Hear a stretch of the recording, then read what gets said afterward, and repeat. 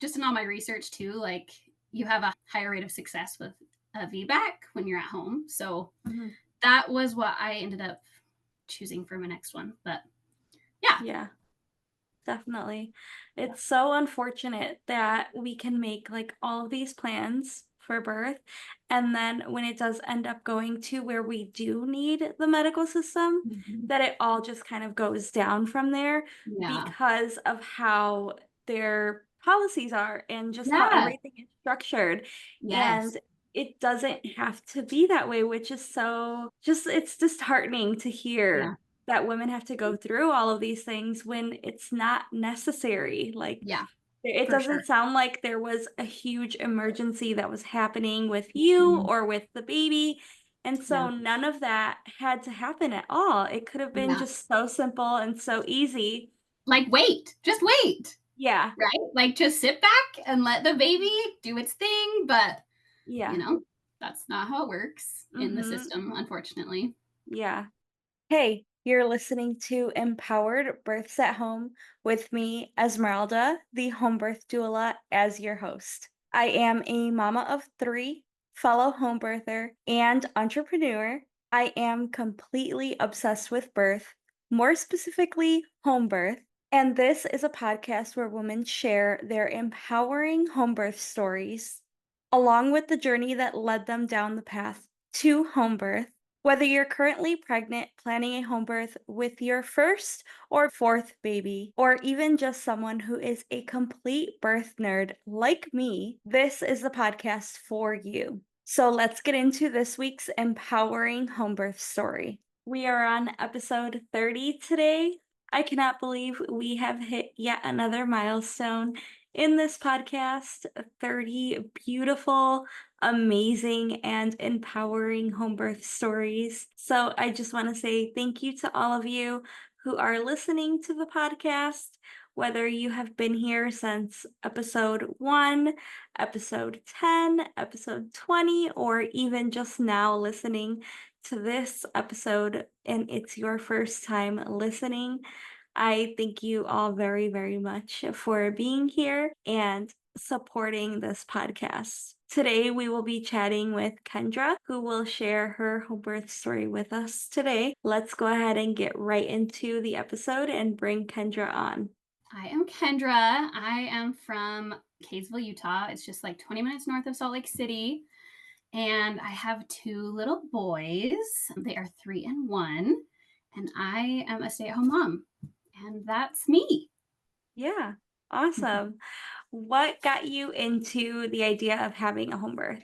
Kind of a few things. So I come from a long line of, I call us hippies. We're very naturally minded. We don't really conform to the normal, Western medicine model of most things. So my mom actually had a home birth with me and my Okay. older brother. We're the two youngest. And a few of my sisters have had home births, and I was actually able to be present for one of them, which was super, super cool and got me really interested in just birth in general. And then when I got pregnant with my first, I knew I didn't want to go the hospital route, but I wasn't like quite on the home birth route yet. So we opted for a birth center birth. And it actually didn't end up going that way, which is kind of what led me to my home birth the second time. So if Okay. you want me to get into my first birth, we can just jump into that a little bit. Yeah, absolutely. Okay, so I planned a birth center birth, and I actually ended up going to labor at 35 weeks. Okay. So it just risked me out, and I had to go to the hospital because you have to be Mhm. 37 weeks. Yeah. So I went to the hospital, and things just did not go well. They were obviously not prepared, I guess, to like support a unmedicated natural labor. And so Yeah. I didn't have lots of support. And so me and my husband were just kind of like doing it on our own, but we didn't really know what we were doing. And I mean, I was in labor at 35 weeks, so I was kind of just nervous. So I ended up stalling out at 7 centimeters, and I was at a 7 for about 12 hours. I wound Oh, up getting an wow. epidural at like hour 6, I think. I got an epidural hoping that it would help me like relax and just progress things, but no such luck. And Yeah. so I actually wound up having a C-section, which Okay. was really hard. Just not what I wanted at all. But, things happen. And so I had a C-section, and they had a rule that any baby born sooner than 36 weeks just automatically went to the NICU, regardless of how they were doing. So Yeah. my baby was immediately taken to the NICU. I didn't get any skin to skin. I barely got to see him, and then they took him away. And then we had a lot of things happen. Like at one point, I ended up being accused of being on drugs, and they were going to Mm. call family services because they had messed up their charting, and they had put a tag on my urine sample that had the time of my admitting. But they actually took the Oh. urine sample after my C-section. So I had at Yeah. that point had all sorts of drugs. So that was like really traumatic for me. Like the Uh-huh. idea of you just had this baby, they took him away, they put him in the NICU, and now like he could potentially get taken away again for something Mhm. that you didn't even do. Yeah. So all around, it was very traumatizing. My baby ended up being in the NICU for 4 days. And then we finally were able to get him out. He never had any issues. He was never on oxygen. They never gave him any actual NICU level care. It was Okay. just simply our policy is less than 36 weeks go here, and that's just what we do. Yeah. And any pushback we gave them, they did not appreciate. And we chose some different things too. Like we didn't want him given a bath, and we didn't do eye ointment, and we didn't do any vaccines. And it was just very apparent that they didn't love the choices we were making, Yeah. which seemed like they were giving us more pushback on taking him home because they were questioning, our whole everything that we were doing. Anyway, so that was all really traumatizing. And so I knew that the next time I had a baby, I for sure wanted to do a home birth because I did not want to deal with the hospital. And just in all my research too, like you have a higher rate of success with a VBAC when you're at home. So Mhm. that was what I ended up choosing for my next one. But yeah. Yeah. Definitely. It's so unfortunate that we can make like all of these plans for birth. And then when it does end up going to where we do need the medical system, Mhm. that it all just kind of goes down from there Yeah. because of how their policies are and just how Yeah. everything is structured. Yes. And it doesn't have to be that way, which is so just, it's disheartening to Yeah. hear that women have to go through all of these things when it's not necessary. Like, Yeah. it For sure. doesn't sound like there was a huge emergency that was happening with you Mhm. or with the baby. And Yeah. so none of that had to happen at all. It could have been Yeah. just so simple and so easy. Like wait. Just wait. Yeah. Right? Like just sit back and let the baby do its thing. But, you Yeah. know, that's not how it works in the Mhm. system, unfortunately. Yeah. It's definitely understanding how you just made the choice of like, okay, we're not doing that again. And Yeah. we're going to go home now. Because it's just two different worlds, basically. Like Yeah. they're complete opposites from each other, Yeah. being in the hospital and being at home. And that's something I think a lot of people don't realize is just like the structure of everything, how it's Yeah. built, and like midwifery care, OB care, and So how different. different they are. Yeah. Hmm. Mhm. It's so crazy now that I've had both experiences, just the insane amount of differences between the two. And just, Mhm. yeah, the way they care for you is just so different between the midwifery and the like hospital OB model. Yeah. And so your journey on finding like a midwife who would take you as a VBAC client, was that something that was difficult or was it pretty easy for you? So, luckily for me in my area, there were several options. There's a lot of midwives around. So, I did end up setting up interviews with three different midwives, and they were all very willing to take me on. Definitely, some were more, I don't know, excited maybe, or more supportive. There was one that I went to that she just seemed like, yeah, you can try, but you just never know. And which she's not wrong. You do never know. But I didn't get a vibe that she was like really ready to jump in and support me and help me really get that VBAC at home, Yeah. So yeah, luckily I had lots of options. So that was really helpful. I listen to stories all the time of people that have to, travel to a different city or state to find a midwife that will take them on. And it just breaks my heart Mhm. because it shouldn't be that hard, right? Like Yeah. the risks are not that high, and it's her body and her choice, and it just shouldn't be that hard for her to be able to find that kind of support. But Yeah. luckily for me, it was pretty easy, and I wound up with a super awesome midwife Mhm. that's been a Yeah. midwife for, I mean, she's helped deliver like 3,000 babies. So Oh, wow. yeah, she's like a legend around here, and luckily she's super close by, so it just Mhm. worked out super well. She actually, my sister that had a home birth that I was at, she was her midwife. Okay. So yeah, kind of came full circle there. Mhm. But yeah. Yeah. That's awesome. Do Mhm. you happen to know what the laws are in Utah for VBACs, like home birth and all of that? Or you're not sure? I don't know like all the specifics. The only one I'm super aware of is that you have to be at least 37 weeks because, Yeah. I ran into that. But other than that, I'm not super familiar on the laws. Okay. I think it's one of the more friendly, less Yeah. regulated states, Mhm. but I'm not 100% sure. Yeah, definitely. Just because I know, like you said, there are some people who have to travel because of their laws. I know, like where I'm at in Illinois, a midwife cannot take a VBAC unless they have already had a VBAC in the hospital. So they have to first, Crazy. yeah, they have to first have a VBAC in the hospital and then they could have like their second VBAC with the Mhm. midwife. So Oh, yeah, man. it's different for every state, but I was Yeah. just wondering if you knew what yours was because it sounds like it was pretty easy to find a Yeah, it midwife. must be pretty relaxed because I didn't run Yeah. into any roadblocks. So, Mhm. Yeah. I will say That's my midwife has chosen at this point to not be, I don't like registered, or I mm, don't know the right terminology. So, she has her license, but she doesn't like register with whatever it is. mhm. So Yeah. she can kind of play her own, play it the way she wants to, kind of. Yeah. Mhm. Yeah. So, That makes sense. And so preparing for your VBAC, is there anything specifically that you did to prepare for that? oh man, I read some books.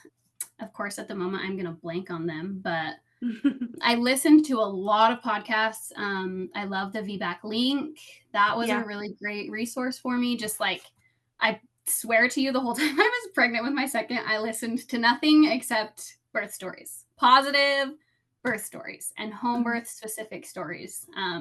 Just like getting that positivity in my head Yeah. was super, super helpful. The book, I just remembered the name of it. It's called Baby Got VBAC, Okay. and it's just full of stories of different women and their experience having feedback. So that was really helpful as well. I did a lot of yoga. My first, he was posterior, which created some of the struggles that we had. So this time around, I was just really mindful of like trying to support him being able to get in an optimal position. So Mhm. yeah, I did a lot of yoga, a lot of stretches, lunges. I sat on my birth ball all the time. Mhm. And then I did get some birth affirmation cards, and I hung them in my living room. So I just like when I was doing yoga, I would be reading my affirmations cards, and yeah, I mean just filling my bubble with positivity was really helpful Mhm. for me. Yeah. Because I already knew, like I was aware of all the risks and all that. So I was like, Mhm. I know that's there, but I'm not going to focus on that. I'm going to focus on the positive stuff. Yeah. So, And the risk is very, very small. yeah. So it's not Yeah. something to kind of like hang your head over and just worry about the whole Yeah, time. for sure. And Mhm. I love to flip it, right? Like the percent is like less than a 1% chance. So I'm like, you have like a 99% chance of it working, right? Yeah, So I don't know. I like to look at it that way instead of the risk. Instead of yeah. definitely. And so when it got close to you going into labor, did you experience any like prodromal labor, anything like that? I did. I had prodromal labor for about a week. Just every night I would like around bedtime. Once my older kid was in bed, I would start having like stronger, more consistent contractions that felt different than my Braxton Hicks that I had been having. And it would usually last until 1 or 2 in the morning, and then it would fizzle out. But yeah, that happened for about a week, and it was draining, like just Mhm. mentally draining. Yeah. But yeah, It wasn't awful. I know people go through it for a lot longer than that, but yeah, I had it for about a week until I actually went into labor for real. Okay. And Yeah. was there a very significant change that you noticed when you were like, okay, this time it's different than the past week? Yeah. So the night that I went into labor, I had had my prodromal type contraction pattern going on, but I was always able to like sleep through it. Mm. But this night at like 2:30 in the morning, I woke up and I was like, huh, this feels different. And then after about 30 minutes, I just could not lay in bed anymore. Like I had to get out of the bed. Yeah. And that was a big sign to me of like, okay, this is it. Like this whole time before, I've been able to just lay here and then, go back to sleep, and I would wake up and it was gone. But this time it was like, nope, you got to get up, you got to Mhm. move, you cannot just lay here. And so I actually got up and got in the shower.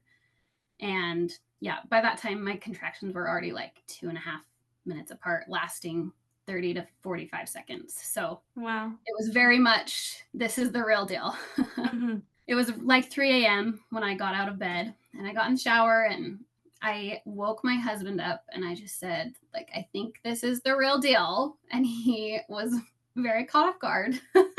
I don't know. I feel like I had been telling him I had been having prodromal labor, but since it was never real, he was like, yeah, whatever. It's probably Mhm. the same thing. But he got up with me and I was in the shower and he was timing my contractions. And yeah, they were already like 2 minutes apart, 2.5 minutes apart. So we were both like, okay, like I think this is real. I ended up getting out of the shower and I was just sitting on my birth ball. I was super, super sensitive to light, which I was not expecting. I had like bought twinkle lights and stuff and I wanted nothing to do with them. I wanted to be in the dark on my birth ball. So we just like sat in the dark on my birth ball and he like squeezed my hips and rubbed my back, and he had warmed up like a little rice bag that I had on my back because I have really, really bad back labor. I have Mm. with both of them. And so we sat on the birth ball for, I don't know, maybe an hour and a half. And then I was like, okay, I'm going to call my mom because this is clearly happening. So Yeah. I called my mom and she lives like right next door. So she came over, and I mean, she's had 7 babies. And so she comes down and she's like, okay, yeah, like you're going, you're moving along. And I was in total denial. I'm like, Mom, like, yeah, I'm in labor, but it's gonna be a long time. Like, Mhm. it's fine. So we just like hung out and I was on the birth ball like the whole time. I tried to change to a different position and I hated it. I hated it. So I just stayed on the ball and I called my midwife and she did not answer. Oh, And no. so luckily though, her assistant, I had been texting her the day before for something else. And so I just sent her a text and was like, hey, Chris isn't answering her phone. Like, I'm in labor and it's getting intense. And she was like, okay, I'll just go to Chris's house because she lives next door to Chris. So she went and got the midwife and they were on their way. And while they were on their way, I actually ended up throwing up, which my mom's like, yeah, like you're in transition. And right after I threw up, I remember saying, man, if this goes on much longer, I can't do it. Like, I'm going to need some drugs.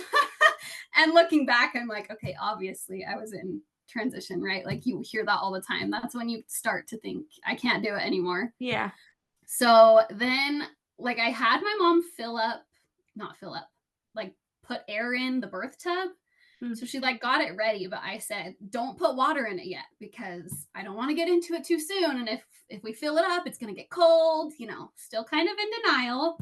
Yeah. And then my midwife showed up and she was like, you're like pushing. Like she heard me for 30 seconds and she was like, this baby's coming. Yeah. And so, and she later, my mom told me, she said, when Chris came in, she whispered in my ear, why is there no water in the birth pool yet? And my mom said, I just told her that you told us not to fill it up. Uh-huh. And anyway, so that was funny. But she actually, when she came, she had me move to the bed since the birth pool wasn't ready yet. So they got me moved to the bed. And when they moved me to the bed, everything just like slowed down. Like my Mhm. contractions went to, I don't know, every 8 minutes maybe. They were definitely less intense. And I definitely needed a break. I mean, it had been pretty fat. Like we had only been laboring for like 4 hours at that point, and so Okay. it had gone really like fast and furious, and so it was nice to just like have a breather. Mhm. And it also gave them time to fill up the pool, which was great. Yeah. Because yeah, they put me on the bed, and she did at that point do a vaginal check. This was literally the first time she had ever seen or touched my vagina. Like, that's the difference between midwifery care. Like, I did Yeah. my own GBS test. I like, they don't need to do that, you know? Mhm. And so she did give me a check then, and she actually accidentally broke my water while she was checking me. It was Mhm. just like right there. So my water broke, and I pushed on the bed for, I don't know, maybe 30 minutes, and I was just so uncomfortable. I hated it. Our mattress, like we had a topper on our mattress and it just sunk. And so they had to put Mhm. like a cutting board underneath me to keep me from sinking. And it was just not, it was not comfortable. So Yeah. luckily they filled up the pool while I was on the bed. And so then I moved into the pool, and it was like sweet, sweet relief. It was the best thing of my life. And I will never give birth outside of water again. Ever, ever. It was so amazing. So I got in the pool, and I pushed for like a long time still, and I was on my knees the whole time. That was the only comfortable position. And I just, it was all hands on deck. I have a sister that's a massage therapist, so she was like, pushing on my pressure points and doing all the things. My husband was holding my hand. Everybody was just there, and I was in my little cocoon, and it was Mhm. amazing. And yeah, I pushed for probably another hour and a half. I pushed for like 2 hours total. But yeah, I pushed, and my midwife said he was crowning, and I reached down and I felt him crowning, and my husband was able to feel him crowning, and Mhm. then I pushed him out, and I pulled him onto my chest, and nobody touched him, nobody took him away from me. I Mhm. just got to love on my baby, and it was Yeah. so amazing. Mhm. And like we did it together, he and I, and then we just snuggle and get that oxytocin flowing, and it was amazing. Yeah. Yeah, Wow. so amazing. So yeah, start to finish, it was like 5.5 hours. Okay. So it was quick, which I'm Mhm. grateful for. But yeah, it was amazing. Yeah, absolutely. Yeah. That's so great. Hearing the difference between even just how you share first Mhm. story and then your second story, you can see the difference that we were talking about a little bit earlier in Yeah. just how the environment and the care and the way that they're structured, the hospital Mhm. births and the home births. And it's just amazing to hear that you were able to experience that with your second baby. And it was kind of like, it sounded like it was healing for you to be able Super to, healing. yeah, to be able Yeah. to have your baby with you as soon as they're born and not taken away from you and have that stripped away from you Yeah. right after giving birth. Like you're so vulnerable after, even Yeah. during labor, but especially after you give birth too, you're so vulnerable and all the hormones that are rushing. And it's just not something that you want to have to go through of not having your baby as soon as they're born. It's like Yeah. you just went through that whole labor and then at the end you're not given any, like, Yeah. you did it, That's what and you're doing it for. mhm. And then Yeah, if they take the baby, it's like, what was all that even for? Like, yeah, you don't get mhm. that reward. Yeah, Yeah. definitely. So it sounds like you were able to get, like, that redemptive birth with your It was home birth. definitely redemptive. It's interesting because I feel like I went to some therapy after my first birth and stuff, and I did a lot of things to heal, but it just kind of leaves you feeling broken, right? Like my Mhm, body didn't do what it was supposed to do, my baby didn't do what it was supposed to do, and like where does that leave me? So I did a lot of work, and I was in a good place when I had my second baby, but wow, it took it to the next level, just like having that experience and knowing like, oh no, like I'm strong, and my body mhm. physiologically knows how to have a baby. And if Yeah, nobody interrupts that, like we can do it together, and it's mhm, amazing. So yeah, it was super healing. And it's funny because even my relationship with my older son, I feel like having the redemptive birth, even made that it kind of added healing to our relationship. Not that it was bad, but just, it started off hard, Mhm. right? And he was taken away and the bonding was delayed. And just like, I don't know, something about having that healing birth just even increased my relationship with my older son. Yeah. So, yeah, it was amazing. Yeah. That's amazing to hear. Yeah. And so after you gave birth, was there anything postpartum that like happened that you wanted to touch on, like the placenta and like golden hour, all of that? So we stayed in the pool for probably almost a full golden hour. I just sat in the pool with that baby. We got towels on him, keep him warm and all that. But yeah, we just sat and everybody just gathered around us and, oohed and awed. And it was so, so awesome. And my placenta delivery was super easy. I was like intimidated by it for some reason. I guess because you don't do that when you have a C-section, which you don't push Mhm. the baby out either. But I don't know. It was just, for some reason I was like, oh man, after all that work, I have to push something else out. But Yeah. it was super straightforward and simple and easy for me, luckily. So Mhm. that was good. I actually had my placenta encapsulated with both of my births.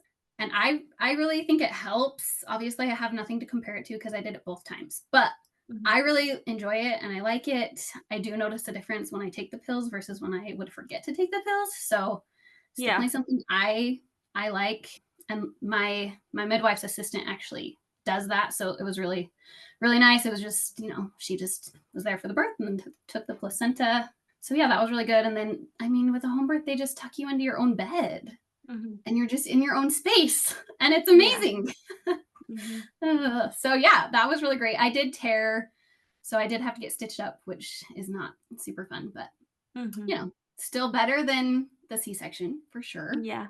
for me at least. So Mhm. yeah, they just tucked us in our bed, and my older son was just up at my parents' house next door, so they brought him down, and it was awesome. Yeah. So yeah, That's I will amazing. say when I did get up to go to the bathroom, I did almost pass out and they had to like have me smell rubbing alcohol. So just, be prepared. Mhm. Make sure you got stuff on hand for if that situation arises. But other than that, everything was just super smooth, Mhm. straightforward. He was big. He was 8 pounds, 13 ounces, and healthy as can be. Do But you remember how long it was after giving birth that you got up and felt that, like, dizziness? it was a while because I got up and I went to my bed and they stitched me. And then they just tucked me in and I like nursed the baby and we just hung out. I didn't get up to go to the bathroom until it was probably like 2.5 hours. Okay. And that's when I got to the bathroom, but it was when I was like going to the bathroom and I could like hear my husband and my sister like saying things, but I was also like, there was like ringing in my ears. And so it was when I tried to then get off the toilet that it really got bad. So Yeah. they gave me the smelling, the alcohol, and then they carried me back to my bed. And Mhm. I remember it wearing off quickly once I was back in bed. But Okay. yeah, that was not my favorite Mhm. experience. But Yeah. it happens. Yeah. I just asked because that happened to me at my first home birth. Oh, And really? yeah, and I think personally for me, the reason that it happened is because I got up right away from like Mm-hmm. I just felt like, okay, I had my golden hour and now I want to give the baby to dad for like skin to skin and I Yeah. want to go shower. Like I Yeah. just felt the need to go shower. Uh-huh. And so it had only been maybe an hour and a half after giving Mm. birth and I wanted to get up right away and go to the bathroom and shower. And Yeah. so I think that was just like too soon afterwards to Mm-hmm. be like getting up and moving for me. So I put it on that and then I also think it was just like not re-nourishing myself after giving birth, like Yeah. replenishing Yeah. everything that you just lost. That's Mm-hmm. a really big thing to kind of focus on before Yeah. you try to like get up and move and do all these things. Yeah, I'm sure that was part of my problem too. Like, I remember my husband came and was feeding me like a protein bar and some raspberries, but to be honest, it was a Saturday and we were like out of food. I was not I was not as prepared as I should have been. So I had not had like a solid good meal yet. And I think maybe Mhm. if I had, it might have been better. Yeah. That's a really good point. Yeah. That's interesting. Is there anything else you could think of that you wanted to touch on, either for like the birth or postpartum? Anything? Oh man. I don't know. I think with my second, I was definitely more I just kept that baby with me, right? Like I did not pass him around. I mean, my mom didn't hold him until like 2 days after he was born, and she literally lives next door to me. Like Mhm. it was just, and it maybe had to do with my first one being, taken away and kept in the NICU, but I was just like, I need to bond with him and he needs to bond with me. And he definitely, like his dad, of course, like they had their time too, but I don't know. I just feel like we live in a culture of like, yeah, my baby was born 5 hours ago. Here, hold them. Mhm. And that's fine if that's what you want to do. But I think it is like really important. And it was really good for me to just like keep him close and just, Mhm. when I felt ready, I let people hold him. But I think, yeah, just like tuning into that mom intuition, that gut intuition on stuff like that. And like even your care. And like when I had my first, I had a doctor that he just treated me horrible and he said horrible Mhm. things to me. And I look back and I'm like, man, I was so caught off guard that I didn't even say anything. And I hate that, like I have that Mhm. regret. So I think just, being prepared to stand up for yourself if a provider is not treating you the way that you should be treated, Yeah.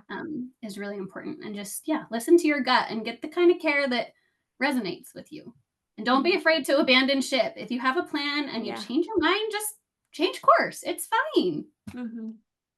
So, Yeah. yeah, there's my random train of thought.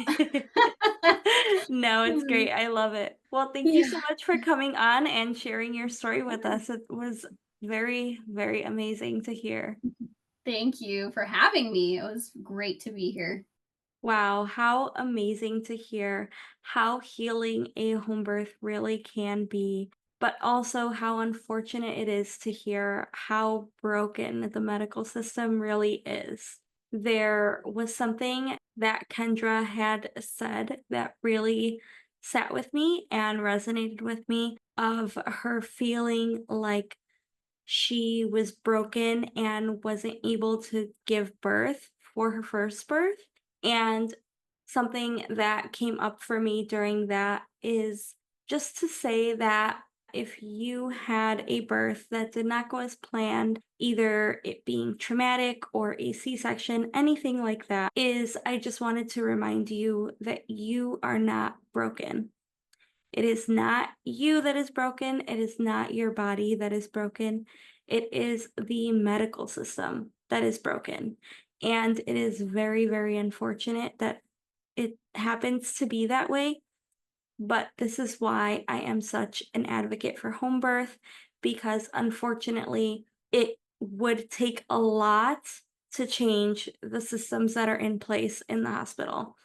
Obviously, the hospital is there for good reason, and the best route would be to fix the system in the hospital because it is needed. But unfortunately, that is not an easy thing to do. It is not something that is going to happen overnight. And so I am just a huge advocate for home birth because that system is built for your success in birth. And I believe that every woman deserves to feel like they were made to birth, like they were able to do it. Their body knew what to do, they knew what to do.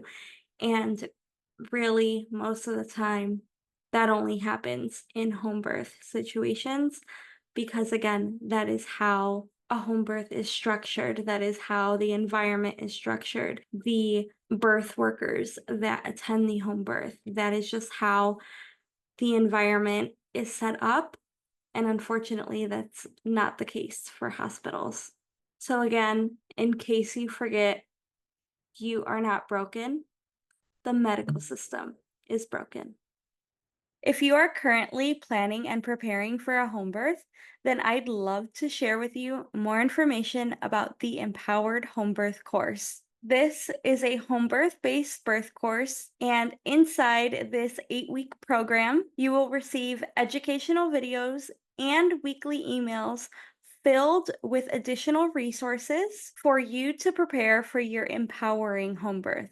Once you purchase the course, you also get perks such as access to my entire resource library and private community chats. To enroll, click the link in the show notes and get started on the journey to your empowered home birth. Thank you so much for listening. If you enjoyed this episode, I'd love for you to share with any family or friends who may benefit from these empowering stories. Also, don't forget to leave a 5-star rating and review to help others who are searching for this information find this podcast. I'll see you next week for another empowering home birth story.